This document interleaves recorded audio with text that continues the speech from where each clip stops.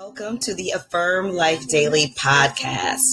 We have a special guest today, Cory Endrulat with Nature is the Answer.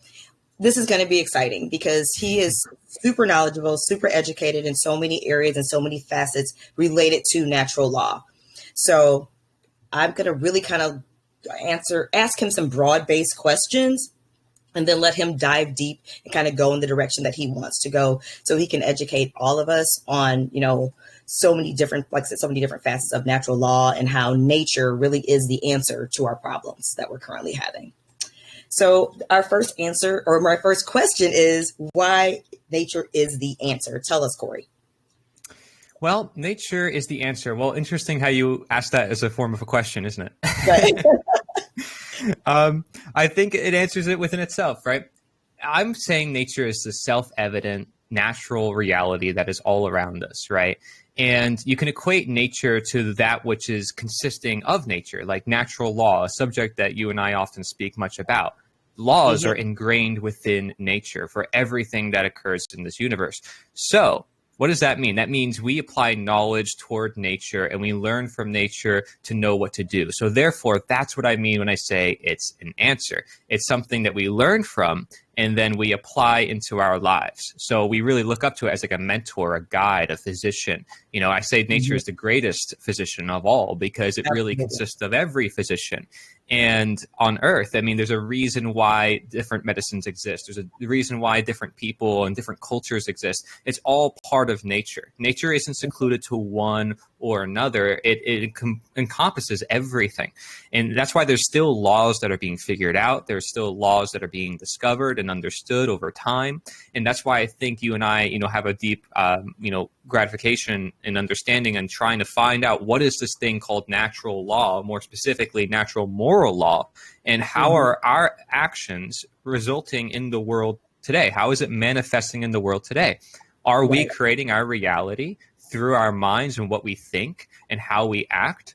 We are. And by seeing that in a long scale of time, we could say, are we receiving order or chaos? Are we learning our lesson? Are we learning from history for the future? Or are we just repeating history time and time again because we haven't learned our lesson yet? This is a matter of us understanding, you can say, these behavioral, moral, natural laws that are at work within society, how we actually create order within the chaotic order that is nature. It's a chaotic order because sometimes it's hard to put a nail on what exactly that order is, but we can sense some aspects of it, right? Like the sun and the moon goes up and down. There's certain things it's like some things are obvious. Other things take time. And karma, as you would know, is another word for natural law. That can take time. It takes time for us to learn from the effects of our actions. It may not be immediate. A whole other lifetime. Absolutely. So nature is a practice. It's not just, a physician. It's an art because we are nature. We're part of it. So we're really learning ourselves by learning nature at the same time. It really is a mastery. And, looking back at ancient philosophy, this is how some of the philosophers approached it too. They said, this is a mastery. It's an alchemy, right? Yeah. It's amazing in the way they looked at the world of nature. It's not just some trees and some material world. It's like, no, there's so much going on. It's mysterious. It's like, what is this reality we've always lived under? And that's what I mean by nature. It's this all-encompassing infiniteness, not limited to any definition, not limited to any man-made constructed medium or man-made thing or law, no, but seeing beyond it and always seeing beyond it because there's so much more to this reality we're still just trying to figure out. That's very true. And I feel like so many people don't see themselves as part of nature. They see nature and then they see themselves.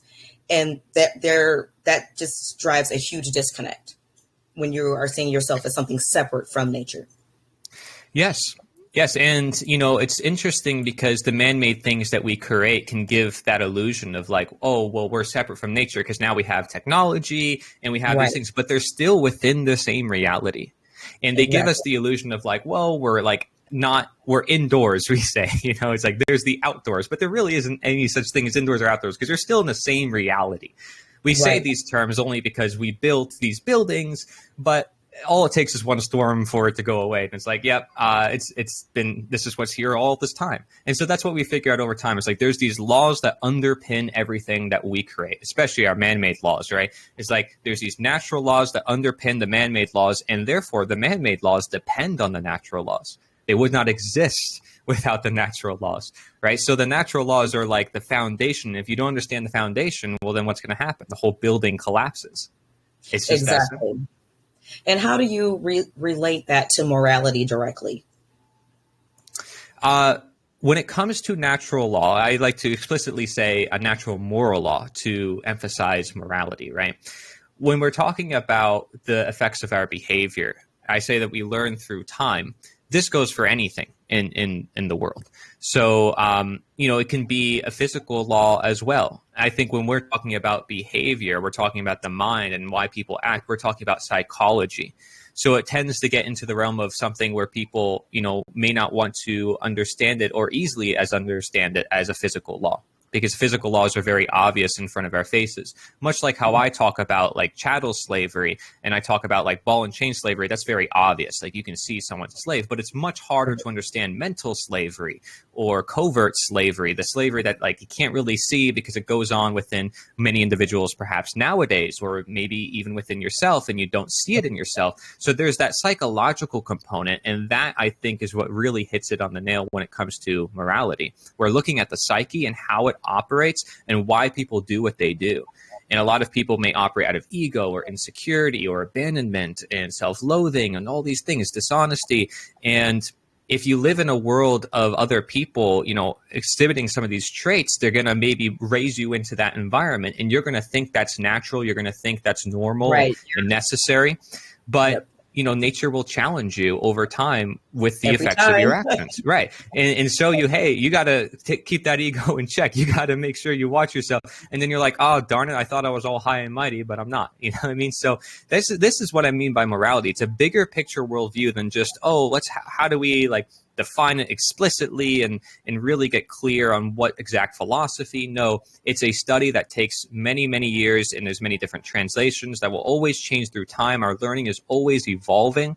And I think teachers like Mark Passio are just part of that continuum, because you have like in the 1700s, 1800s, this idea of natural law and natural rights arising, even though those were ancient concepts, but they arose because people were like, man, we need our freedoms. Like we realize slavery is bad. We realize, monarchy is bad. Why is that? Because we realize we're meant to be free. And why are we meant to be free? Well, that means that there's natural laws that tell us we're meant to be free. And so they started using these terms a lot more. And now as we evolve more and more, we realize, okay, what are really these terms? Can we get more definitive about them?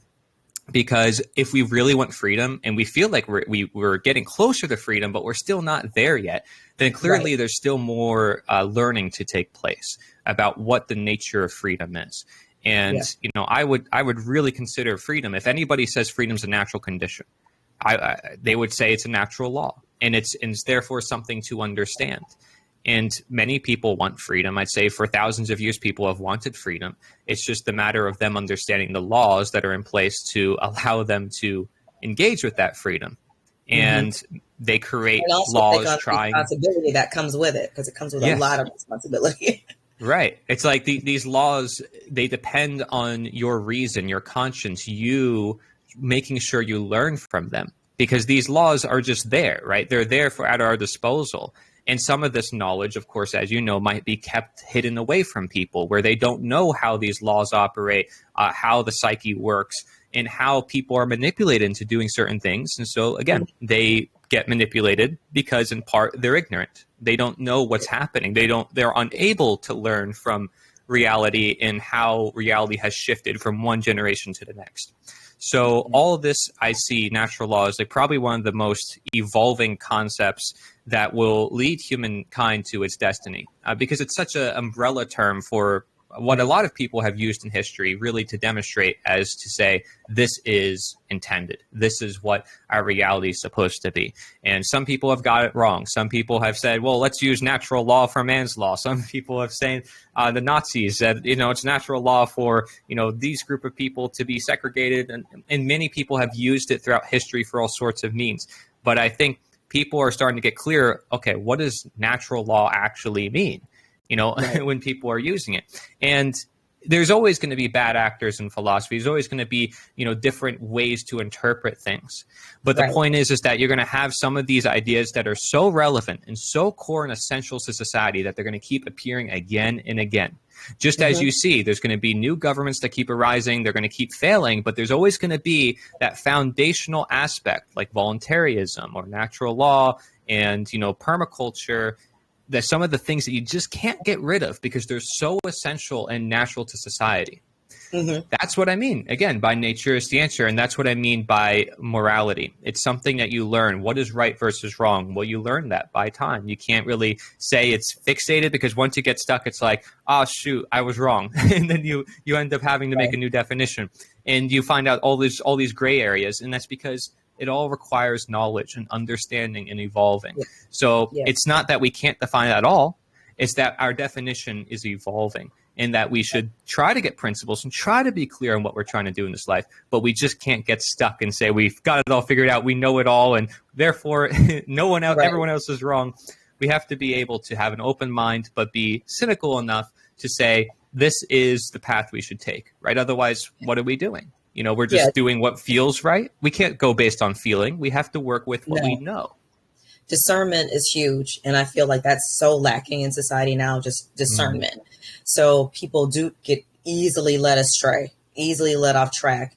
And then they also lead themselves astray. I feel a lot of times just because, okay, you have these, strong egoic desires or needs or wants, and you find a way to justify doing wrong to people or stealing from people to get it. And I feel like that's kind of where we have to hold ourselves accountable in order to really get where we're going. Because I'm a big believer in look at the fruit that it's bearing. Whatever you're doing, or as a person or as a collective, what is the fruit that it's bearing? Right. Is it something harmonious? Is it something peaceful? Is it something that produces more growth? If it's not, then you need to take a look at what you're producing, because the output tells you a lot. What the fruit that it bears tells you a lot. That's kind of definitely a principle that I try to live by, looking at the fruit, even when I'm looking at myself for, self-improvement. Okay, look at the fruit that I'm bearing right now. I probably shouldn't be doing this. It's probably not the direction to go. And, isn't that interesting? Like people do that in their lives all the time, and they may not even recognize it, like what they're actually doing in that process. But in order to actually choose a desired outcome of any kind or a better outcome, you're purposely saying, okay, I have knowledge here and I have ignorance here, and I'm recognizing my ignorance and I'm attaining more knowledge. And so you're basically utilizing the laws all the time, whether you recognize it or not. But once you really tap into it and you're conscious of like, okay, this is what my psyche is doing, this is what the laws are doing, then you start to get a better grasp on things, which again is like this art of alchemy and philosophy. The whole point of these was created so that there can be an alchemist or somebody who's able to wield the elements, and be able to turn anything, transmute anything into any form. Take certain scraps and certain metals and turn it into gold. It's actually an analogy, and Taoism is like an analogy to say like you can transform your mind into any state if you have the willpower to do it. If you recognize your emotions, all those things, you can transmute those things. Yes, like you can realize your mind is in control. So if you're like, oh man, I'm depressed, I have anxiety, I have all these problems, you start identifying with the disease and you feel like there's no hope. You're creating that for your reality even more. You're just digging a deeper hole for yourself, when you, in reality, you can realize the power of your mind says you don't have to be in that position, because the nature of your mind is that you have the ability to choose the path you want to take. Now, there are going to be pressures and there are going to be things that definitely push us down, but it helps to have someone like us, doesn't it, to say, hey, you can do this. You can push through it. Right. And now, we have a society that says it's okay to be obese. It's okay to, to do this. Everything's okay.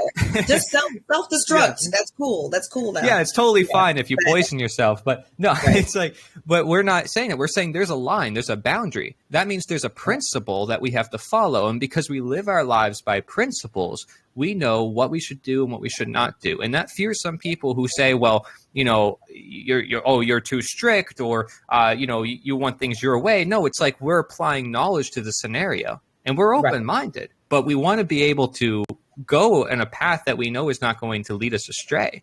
And that's why, like, of course, we're going to be skeptical if there's a free vaccine going around. Of course, we're going to be skeptical if there's some government that claims to control us, because we have this other knowledge that we're attaining, and we're seeking nature. We're not just seeking these man-made systems that are just coming to us right away. We're looking beyond.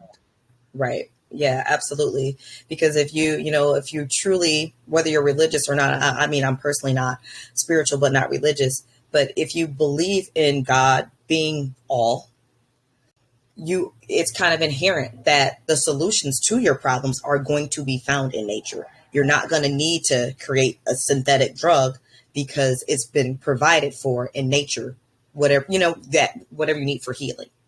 So, because I'm big into herbalism and things like that. That's actually a goal of mine, to become a certified herbalist, because it's transformed my life. I don't even take, ibuprofen anymore, like nothing. And like is it a surprise that many of the folks who study natural law are also into natural medicine? No, exactly. It's not as. It just makes logical sense. Right. Exactly. And why is that? Because they understand reality from a deeper perspective, realizing that what we create is limited in form, or at least the product of something much more. It's like these man-made drugs come from nature. They're just extracted from nature and manipulated from nature. So when we just understand where they come from and understand that all of it came down to this one source, it's like, oh, wait, why don't we just work with the source directly? It's the same thing with like all these in the 1700s and the 1800s, again, with the advent of natural law. Many people like Thomas Paine, Voltaire, and the deists were like, why do we need a middleman between us and God or the creator? Why can't we just have a direct relationship with the creator ourselves? And so then, they started printing Bibles, and now everybody, started to become their own priest. But before that, it's like, oh, I need to make sure I ask my priest for permission. I need to make sure that I work with this middleman who claims to be the person that I need to talk to in order to get to God. Right. So you just see this transition in society toward individualism and people taking life into their own hands. But at the same time, you're going to have this polar opposite of, these collectivism that's going to be pulling people saying, well, no, it's okay because we have technology and all this convenience. It's okay not to take care of your own lives. Right. And so it's quite an interesting turnout to see how history is moving in this direction. But I will say these ideas are inevitable, as I mentioned. And collectivism, is always going to exist in different forms too, right? When I say that, I don't necessarily mean it's a bad thing, people coming together. People can come together all the time, as we are right now, voluntarily. And we're not violating anybody's rights. But in history, there has been many attempts where people say, well, for the greater good, we need to violate this person's rights. We need to conquer this town, this city, make them slaves, and then we'll be rich and everybody will be prosperous. If this one section of society is enslaved, it's like, to us, it's like barbaric and crazy. And that's because we're past that stage and our knowledge has evolved and we realize we can live without it. And all those parts are so essential, which is why I mentioned to you permaculture, because you can see something in action that says, wait, this is what's possible. Just as like you can show the slave owner and say, hey, slavery is not possible. You can show the gardener and say, hey, even farming is not possible. All the people I know who do permaculture aren't farmers. They're people who are just everyday people who worked intelligently with nature to where nature grows food without effort. So can you kind of go in depth and explain voluntarism and permaculture in more depth? Well, it's funny you mentioned those two, because those two, I would say, are the future. At least from my understanding, these two are the things that are going to free us. Now, of course, there's a lot of other categories and isms and ologies you can probably throw in there. But, from my understanding, permaculture is a growing field of expertise, and it's been growing for a long time, but I think it's going to have like really big growth spurts. Same thing with natural law in certain time periods of need and when society goes down and so forth. where people realize they need to be self-sustainable. They need to work with nature and grow food in the easiest, most productive way possible. And there is no better way than through permaculture, because what you're doing is with food forest, which is one aspect of permaculture that I particularly focus on, Jim Gale and many others in Florida focus on. It's about concentrating the most amount of food in the smallest amount of land, and then layering those different plants so it's very low effort. Not that there's no effort, there's still effort involved. It's just about knowing when to act, right? Because as you might know, when it comes to morality, it's more important to know when not to act than when to act. Many people say, do this, do that, but what about what not to do? Because humans are often overstepping, especially if, we're talking about the man-made, we're talking about man overarching their steps, doing more than they need to work with the natural environment. And so permaculture is that principle of understanding you need to let things be at the right time. You don't need to use chemicals and tilling and all this stuff. So it's like naturally organic per se, better than that. It's regenerative, it's sustainable, it's supporting the whole ecosystem. And it's the same way anything else in nature operates. If you look at a forest, all the trees work together, the environment works together, trees decompose, new trees come back. And so you're really just building the principles of nature into a food ecosystem so you can sustain yourself. And so every family, if everybody grew something, even if it wasn't done with permaculture, I mean, we would be very much more self-sustainable in this country and around the world. And people would have much more care toward their environment. They would be more socially connected with their neighbors, with their community. They would be much more local economies. We wouldn't be worried about the environment and all these different problems. Most of our problems can probably be solved just from permaculture. But the other aspect to it is the intellectual aspect of it, which is where natural law and voluntarism comes in, because it's understanding why you're doing that. And, I think that is so core. It's why I think a lot of the natural law community and freedom communities are learning about growing food. Even people in medicine, are recognizing, wow, we got to do this. And then vice versa. These communities are basically coming together because they realize their essential need to work together. Like food, health, philosophy, all these things tie in together. And they're not just like separate boxes. And if anything, if we call them natural and we say they're essential and we say it's the best for everybody, then they should tie in to everything else into society, right? Yeah. So permaculture is all about stacking functions, utilizing the principles, learning from the food forest, implementing them in our backyards. And then voluntarism is the idea of we can live in a voluntary free world. We don't need slavery. We don't need coercion in any form. Okay, we can live free with each other voluntarily, recognizing the principle of self-ownership, which is the idea that I own me, you own you. Do not transgress against people, peaceful people who've done no wrong. They don't deserve it. And so when a government claims, well, we need to tax all these people, we need to take their money for these people, they're involuntarily taking people's money. And, these are peaceful people just living their life. Why are they compelled and coerced to do something against their will, to give up their own money that they earned for themselves? That violates self-ownership. So when we understand self-ownership to the greatest extent, we say, no, we're not going to put up with this.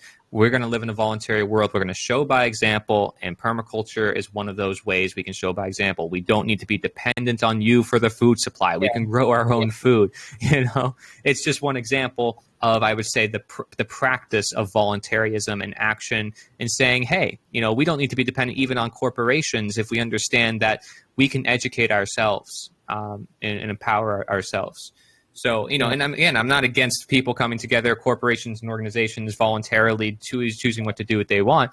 But, I'm not a fan either of corporations taking over all the industries and telling people, you have to rely on us for the services, because true freedom has to be in all aspects of life, whether it's health or, food or philosophy, mentally. But mentally really is the root to everything, which is why I think so many people in our community, once you start understanding how the universe works through what you call natural laws or voluntarism, and understanding how the psyche works, or slavery, the nature of it, which is why I wrote my book on it, right? Just understanding that topic alone breaks open everything, because you understand the roots to what's holding society together. It's like, Why are we in the system? What are we doing? You know? Exactly. Yeah, I've been reading your book, and I really love the way, I mean, you break it down so clearly.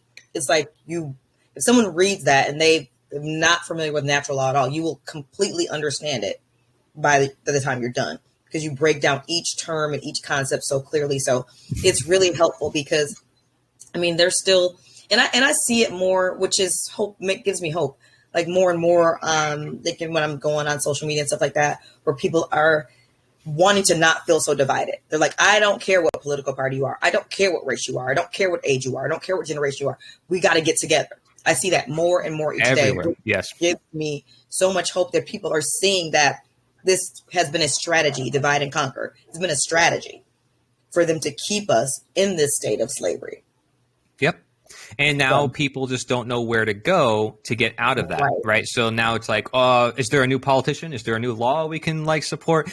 But they don't see that maybe there's even an alternative outside of that completely, right? Yeah. It's like, what if there is voluntarism and natural law and like, no, they've never heard of these concepts. Permaculture, like, what is that? You know, food forestry, these are new. But that's why they're attracting so much attention, not just because they work, but because they're new and they're exciting.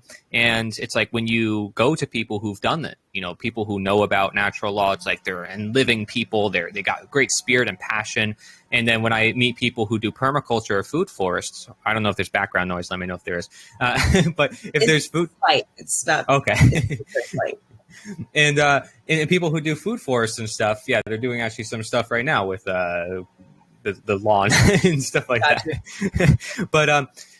But people who do food forest, I mean, they can show by example. They can show what is going on, and they can bring people to them, and people are invited. You know, you create the environment, people will come.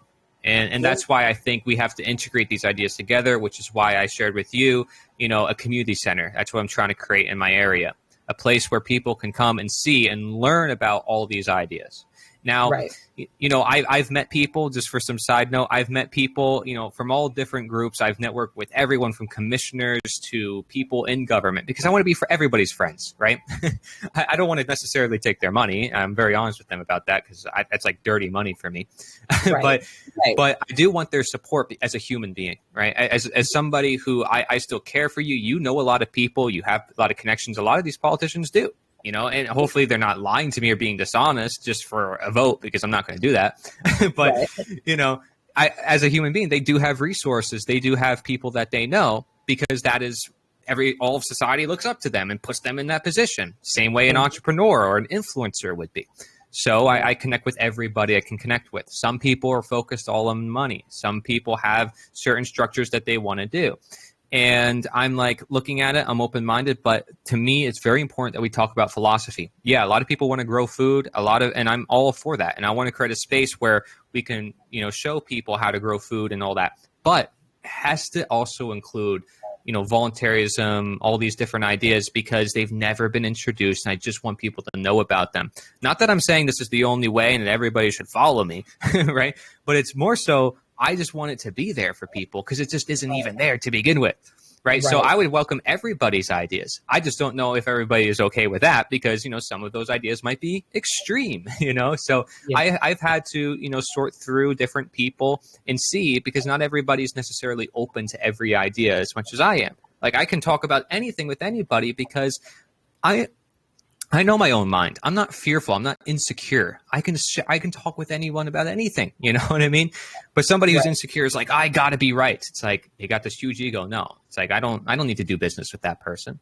I want to be with people who care for others, who care about what's going on in the world, and therefore is willing to discuss anything that anyone thinks is important or should be discussed. So if that means flat Earth, I'm okay with talking about that. You know what I mean? Some people are going to be like super triggered. I can't talk about that. Right? Yeah. It's like, nothing's off limits for me. I know that might be like so sidetracked. Oh, it's not important.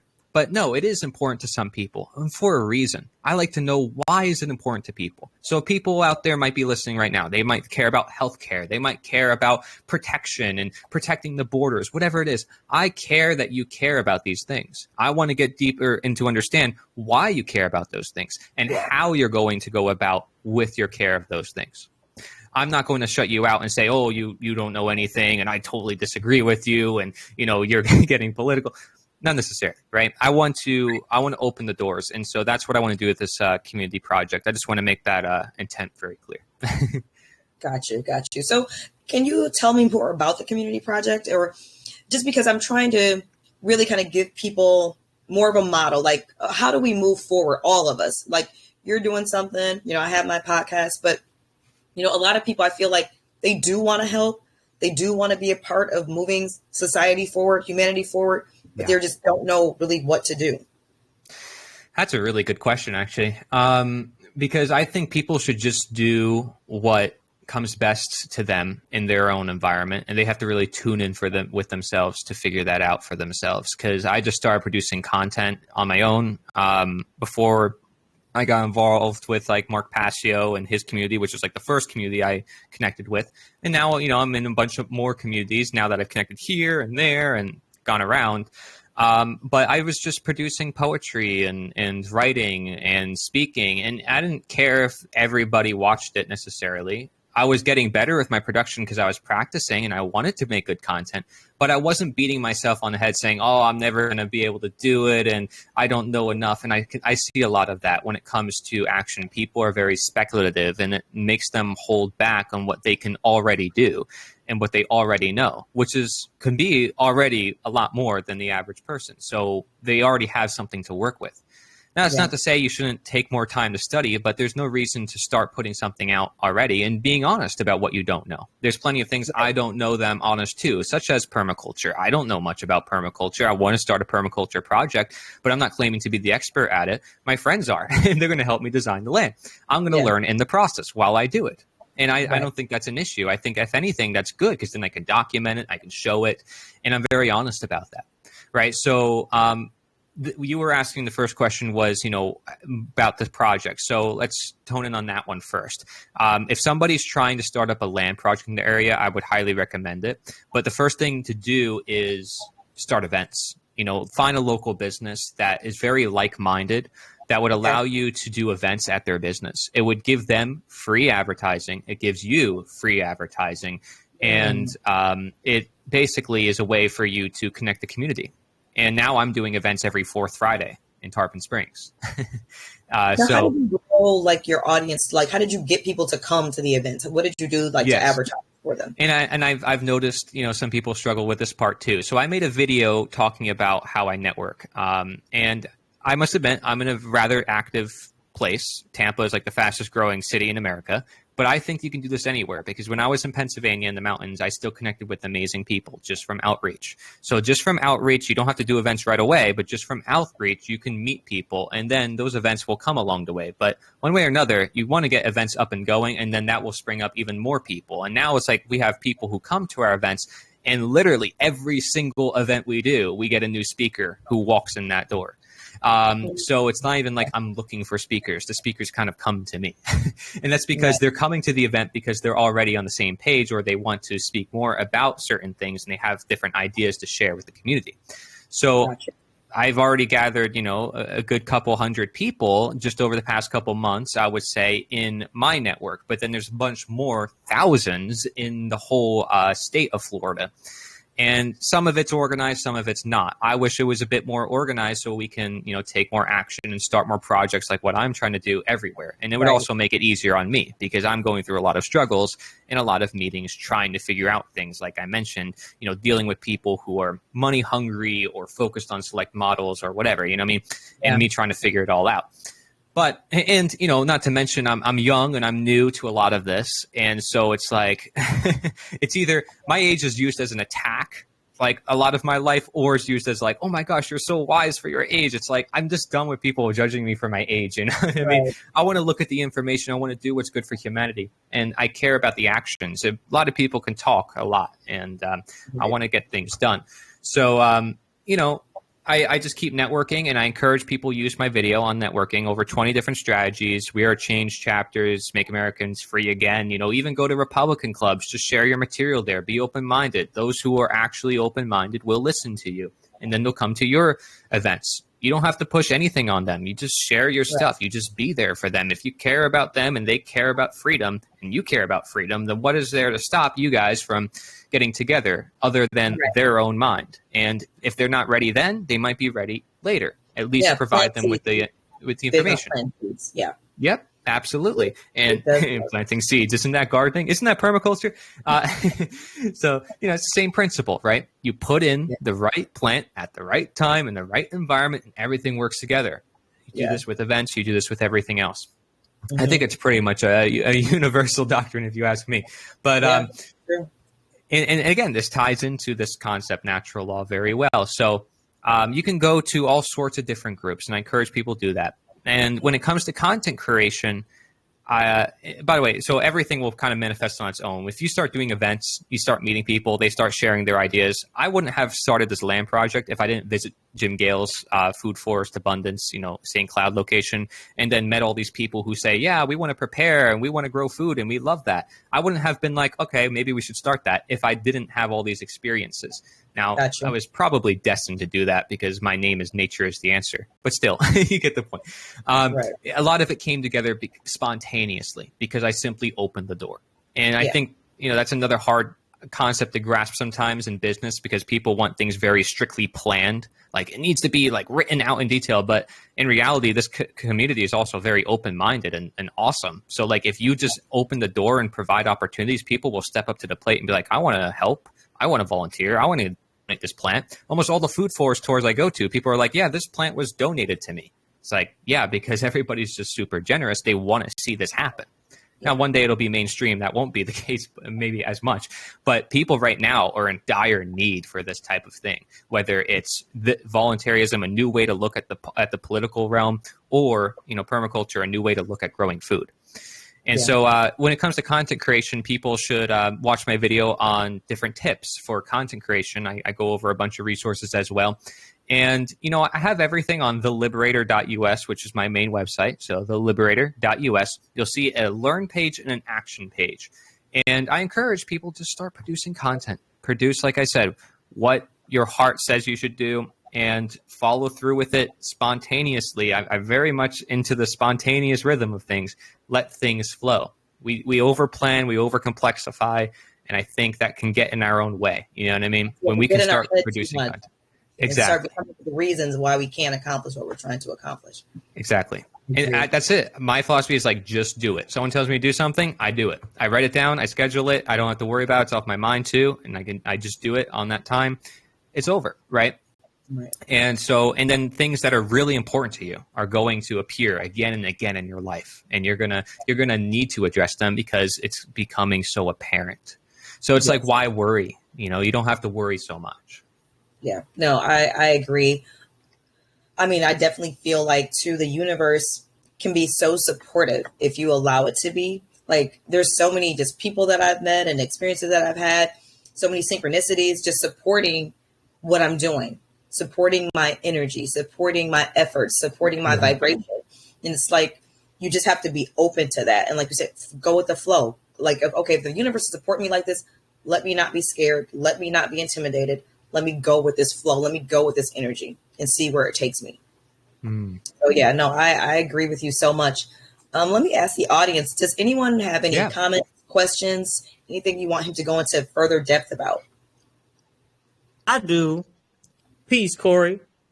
What's going on, man? How's it going?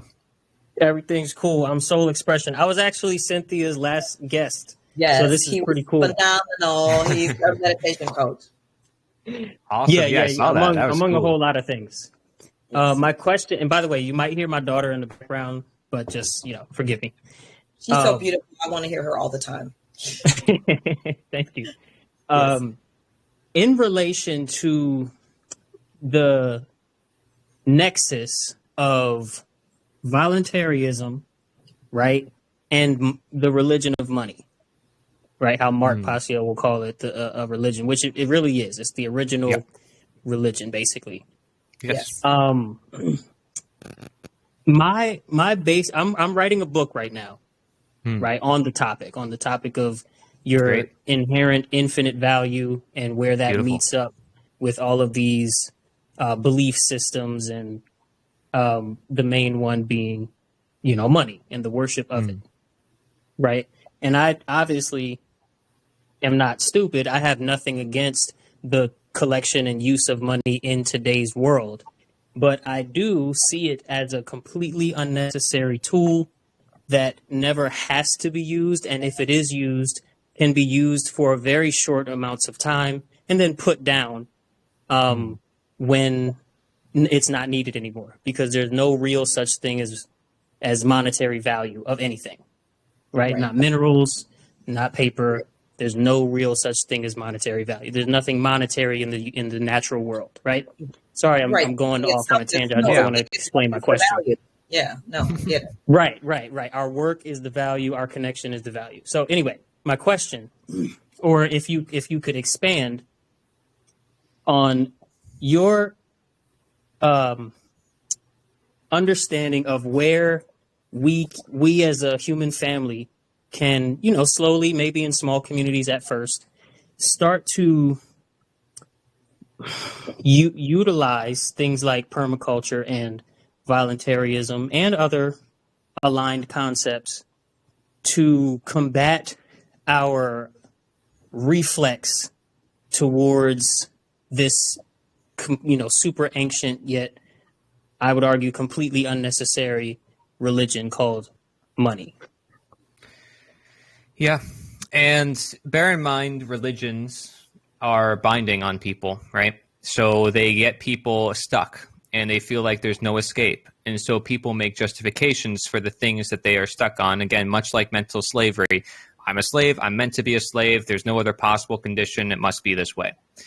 And when you understand that, it helps you understand everything else in your life. So money, we can be controlled by it. You can say you're a slave to money in many ways. And mentally, especially, because people believe it's necessary for pretty much everything. Gosh, I can't go, take a piano lesson or all these other things I want to do because every little thing costs money. And I admit, I'm a little cheap. So I like to go to free things. All my events I do in Florida, by the way, are free. And we do it for educational purposes. Now, it doesn't have to be that way. It can be to where, there's donations and so forth. The idea of voluntarism is important to understand that it means anything voluntary. So it could mean money. It could mean all these things that people may not like. There's always going to be things that people do not like. But what you're hitting on goes even deeper than voluntarism. It goes into, that's why I talk about Taoism. It's like, to me, these are deeper concepts I think that are going to come even later than humanity understanding voluntarism. And the reason why I say that is because they're more at the foundations to reality. As you say, there is no value in these things. If you go back to anarchism and some of the foundations of it, which again, anarchon just means no rulers, voluntarism being basically the rebrand of it, because many fake anarchists are out there basically with bandanas throwing fires in the streets. That's what I mean by fake anarchists. 100%. The real ones are engaging in philosophical discussions like this and trying to figure out solutions to the world that are not based on violence, that are based on voluntary cooperation.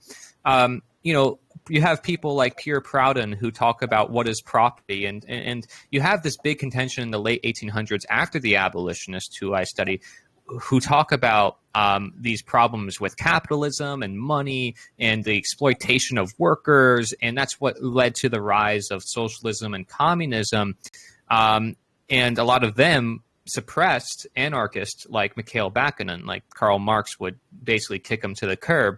And Bakunin predicted what happened with communism, because basically Marx said if we make everyone equal and give everybody everything they need, food, money, etc., the government will basically dissolve itself and everybody will be free and happy. But the exact opposite happened. The government just got more power because who's going to redistribute that wealth? It's going to be the government systems that be. So you're basically just giving it into their hands.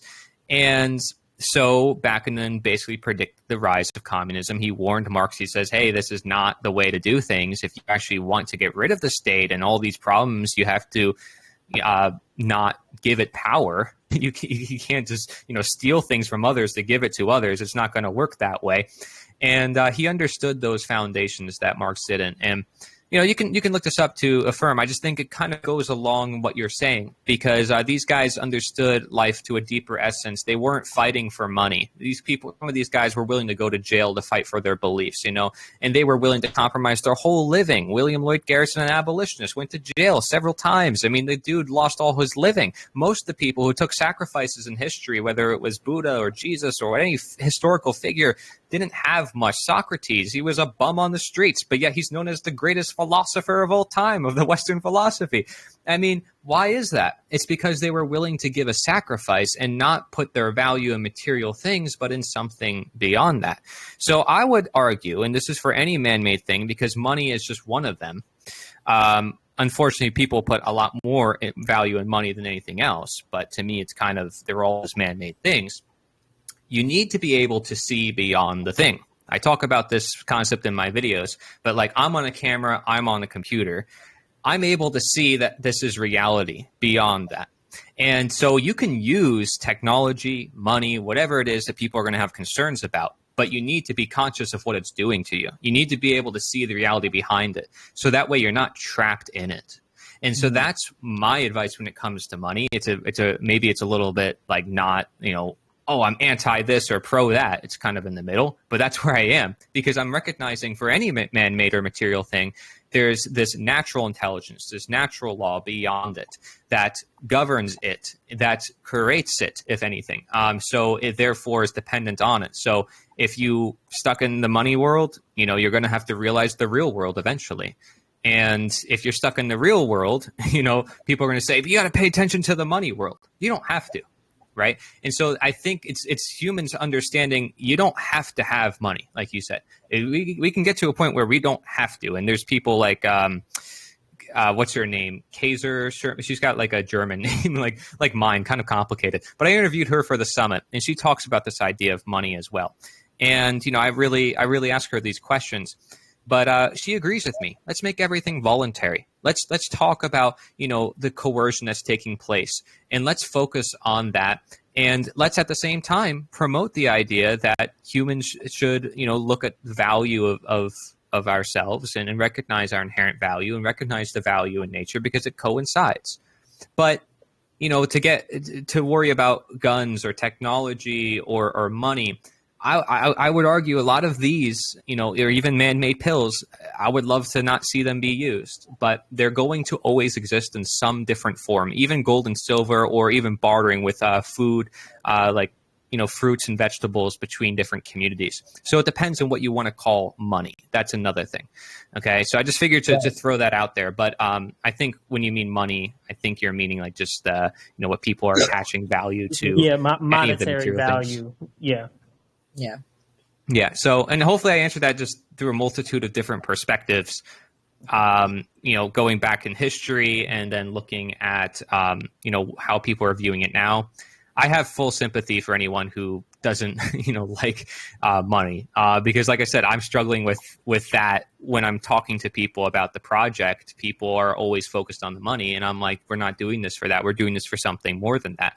But it needs to be profitable if it needs to keep going. So there is that level of, okay, I need to discern, and I can't get stuck on one way or the other. Otherwise, it's never going to work. Even if I were to say, let's go the route where we make all the money, it's not going to work, this project, because, by the nature of the project, it cannot be about money. So it needs to have just enough money to function and operate and to continue, but not all about money. So that way the message gets, worn out of the picture. Totally distorted. Yeah. No, I agree. So that was a very good answer. I liked how you integrated so many different aspects when you're looking at money in the monetary system. So this will be my last question for you. I really want to know about the showcase, the Liberator 2 showcase. So tell us about that. Yeah, so the liberator.us, you'll see there's a showcase button, and it's like a yellow and black banner, and you can click on that. It'll bring you to the showcase. And also, if you sign up for our newsletter, I send out a newsletter every single week, and you'll see I have links for it as well. But anybody can get involved with that. 1-minute clip. You can send it to me, and you can optionally also be interviewed. Sorry. You could be interviewed if you want as well to the 1-minute clip. And that allows you to share your work. So you have great work, Cynthia, and I want people to know about your work. So, and there's many people like yourself who are starting to create content, who are realizing the importance of this work. And they all have really good content sometimes. It's like, wow, they need more attention. And so I think we all have to support each other in this cause. Yeah, and I'm going to do that, with everything I create, is try to make it easier for others. So this is one of my ways of, let's create a summit, but an easier format to where anybody can get involved. And so anybody who's listening can get involved. Just record a 1-minute clip of yourself answering the question, what is most important that people need to know? Whether it was one of the topics I mentioned here or maybe something I didn't mention at all, it doesn't matter. What is most important that people need to know? And we'll have a discussion. It'll be live streams, and we can invite you on if you also want to be interviewed alongside that clip. And so we're thinking about doing that in the next couple of months. It sounds very exciting. We're accepting clips right now. Okay, I will be sending mine soon. I'll ponder on my answer to fit it in 1 minute. So, but yeah, no, that sounds fantastic. I love it. And we do need to support each other in this community, because it can be definitely hard to get your message out. Even if you have a really strong message, it can just be hard to get it out there. So, and you've been doing this, the hard way, the long way, for years now. So, I have like mad respect for that. So, I'm kind of just getting started and everything, but I appreciate you, coming on, sharing your wisdom, sharing your knowledge, sharing your vision for humanity, because it's a beautiful vision. And I think we're going to get there. I think it might be a hard, difficult, long road, but I do think we're going to get there. I'm very hopeful of that. Yep. So. Yep. And I think it's important to really hone in on that message of like, we're here to let people live their lives as they please. All the talk about money or anything else, it's part of the talk. Like even veganism, there's a lot of people also very passionate about eating certain ways. That's great. But let's try to stay focused on, what we're trying to do, which is we want people to live their lives as they please. Now, these other things, let's educate them. Let's bring it to their attention. Sure, it's going to happen no matter what you do. It's always going to be other ideas. When the abolitionists had their movement, there was spiritualism on the rise. There was octagonal houses on the rise. There was vegetarianism on the rise. There was all sorts of things. I'm telling you, there was temperance, the anti-alcohol movement. There was women's rights at the time. There was all sorts of things. But you only hear about, mainly the end of chattel slavery, because that was like the main point of contention that most people focused on. In the same way our founding fathers could have ended slavery with the foundation of America, but they chose to keep slavery and, instead focus on getting rid of the monarchy from Britain, because it's to them, it's like, can we do both at the same time? Well, they probably could have, but it helped to have a very focused message. So that's the way I look at it, because I think it can cause some internal strife, division, confusion, if we're focused on too many different things and we're not, laser pointed. I've learned that about my project too, right? Is we have a lot of people with great ideas, but we don't want to be all over the place. We kind of want to, get really focused. Yeah, I think we're just at such a critical and pivotal moment right now where we have to do something because of the direction that the controllers are going in. They're going in it so fast. We don't have time to actually hash out all those other little things right now, because it's such a bigger. They come along the way. Problem. Well, as I said to you, right, you understand the roots, everything else falls down, the foundation. Right. So you don't need to tell someone about the value of money or convince them of that, or even the value of, not harming animals and trying to have more sustainable, regenerative agriculture and stuff, because that will come along the way when you get to the root cause, which is our minds are enslaved. If you free someone's mind, oh my gosh, what is this world I live in? What is everything I'm doing? You know what I mean? It's just that simple. The slave who realizes, wait, I'm not meant to be a slave. I can actually live my life. I can actually choose to do more things that I thought I never could do. It's just that simple. You're switching off a blockade that has been in their mind all this time. And it really is that. It's this cognitive dissonance that's holding people back. And it's a superstition, statism, which is that belief in authority that's holding people away from voluntarism, which is so evident and natural to society. This is why we call it natural law. It's just right in front of our faces that when we see it, we're like, how come we didn't see this all this time? It's like, what?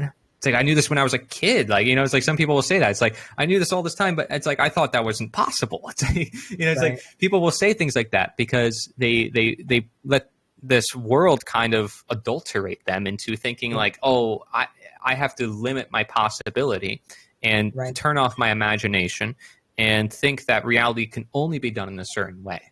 Yes. Yeah, I think that's one of the main things that they do with the indoctrination with school is turn off your imagination, because probably many of us were much more wise as kids, because you could see like, well, that doesn't make any sense. Why would I do this or do that? It didn't make any sense to you. Just naturally, it didn't make sense. But that all gets, kind of beaten out of you, metaphorically, so that, you no longer think that way. You have to go along with the crowd. You have to go along with the control mechanisms, or you're be ostracized from society, and no one wants to be alone. So you just go along with the program. You go along with the flow, and you start to lose more and more of yourself, of your spiritual connection, and of your imagination. Absolutely. So this has been deep. This has been really profound. Did anyone else have any questions before we finish up? Yeah, and anyone in the chat as well. I'm very open to what you guys have to say. I have people on my end on the chat. Thank you, Cynthia, so much for having me on and sharing. Tell me, what are your concerns? What are your struggles at the moment? What are you looking to do in the future? What is your plan? You have a vision? Well, it's kind of coming together slowly, my full vision, but I feel like it's definitely opening up, especially since I've, started bringing on guests and things like that. It's really opening up. So I would like to definitely continue with the podcast. I've come to enjoy it a lot more than at first. It was kind of a little nerve-wracking for me. So I'm really enjoying it, and I really like getting other people's perspective a lot. So I really do want to grow this. But the big thing, that's why I was asking so many questions about it. I really want to build a community here in Georgia. And I know that's a huge undertaking, and I would definitely need a team of people to help me do that. But that is my end goal, because we're going to need it. There is no way around it. We are going to need it based on all the indicators around us. So that is probably my other, main goal, is really trying to build a community similar to what you are doing in Florida. Wow. Okay. Yeah. I want to help you in doing that. I want to help my friend David Rodriguez in California, many other people in other states and other places who I know either have land or are looking to network with other people who are trying to start up projects. I think the best thing to do, though, is you got to start doing some legwork now where you can bring people together. And then once you have that network set up, then you can come to people like me or Jim who already have the blueprints to what to do with that network. You know what I mean? Because I'm at that point where it's like I have now the network, but I now need to move into the stage of bringing those resources together for an actual land property where we can set up stuff and, start educating people and inviting the public. So we're not just talking amongst ourselves mostly, and we're more so inviting even more people, and we can bring them there and show them. So, yeah. No, I agree. And so I really need to get out. And wouldn't that be cool to have wouldn't it be cool to have some natural law schools? Natural law schools all across the... That would be amazing. That would be very amazing. I would love that. But yeah, I got to get out, start meeting people and stuff like that, and start. I'd say if you did it, if every person in the natural law community right now to start doing those 20 steps, like I mentioned in my networking video, and in their own area, we can get natural law schools going pretty much the whole nation. I guarantee it. I'm going to watch that tonight. I'm going to watch that video tonight so I can be inspired and get some direction, because it can be a lot when you're jumping into all of this. It can be a lot. So I'm going to watch that tonight. And if you need help, anybody needs help setting up a Telegram, I mean, that's what we use here in Florida to network. And I use that to bring everyone together, to keep them posted about next events and keeping them in contact, because that's super important. My first event I did had a ton of people, but I didn't have a way to kind of bring them into an online source to say, this is where you should go. But my second event I did. And so very important to have that set up to where people can scan a QR code, or they can go to a link and it brings them to a group chat. You already have a Telegram, so you're already even set with that. Yeah. You know what I mean? Yeah, I'll start one just for Georgia to try to There you go. Yeah, and make it statewide too, because you never know who you're going to meet across the state, or you never know. Yeah, so I definitely think that's a good idea. So that'll be, I'm going to actually write that down. Yeah, maybe you can work with Brandon Spencer on it, and then you got two really powerful figures, talking about these ideas. Imagine that, right? Just imagine the possibilities, because people, it's like, what you can do is amazing. And when you see how other people have done it, it's like, yeah, this is possible. Right. Yep. Yeah. So you've been definitely an inspiration to me. Steve says such great things about, the work that you all are doing together. So Steve is here. Hey, Steve, you should say something. Putting the pressure on him. Putting you on the spot, Steve. But yeah. He's like, I got to get my phone. I'll shoot. No, I don't really have anything for the group, but I think Saul should submit a clip too. What do you think, Saul? Soul. Steve, I'm interviewing you one day. Yeah, people pronounce it both ways. My bad. Okay. I didn't mean to interrupt you, Cory. No, sorry. I'm just telling Steve, I'm going to interview you one day, man. It's happening. Everyone on my channel is going to know about you. You're a cool dude. You're involved. Like, oh my gosh. If I shared with everybody your first email you sent to me, I'd just be like, I think it made me almost cry. I mean, like, you're such a sweet guy, Steve, and very nice to meet your sister as well. Yeah. Oh, no problem. You can share whatever information you want. I'm an open book. I don't mind. Well, I'm not going to go too into detail, but let's just say, everybody, Steve is super awesome, and he's contributing a lot of great resources for our project. Yeah. There we go. Yeah, so what were you this saying is you presence. wanted to do, Steve? Steve, what were you saying you wanted Soul to do? Oh, submit a 1-minute clip. Oh, yeah, definitely. You definitely it's like an extreme wealth of information. Yeah. It's like y'all two need to get together, because it'll just... Yeah, you guys would have a really good connection, because, he is a wealth of information. So, yes. Yeah, I agree 100%. I agree. I'm humbled. I have a chatter says, right now. Yeah, you're welcome, Soul. You should definitely submit a clip. That'd be awesome. I'd like to feature you. I have a comment that says you can't interview him unless you have his consent, with a winky face. Goodness gracious. Yeah. But I just want to thank you again. Thank everyone for joining us tonight. I encourage you, as always, to visit the website, affirmlifedaily.com. There's affirmations, there's resources, just tons of information about natural law, videos. I have links to your site now on there, Cory, and I have one of your videos embedded on there now as well. Your documentary, the must-watch documentary that you put together, which is awesome. So definitely check it out. Follow on social media. And again, let's support each other. We can do this, people. Yes. We can do this together. But I wish everyone, love, light, and blessings all night. Okay? All right.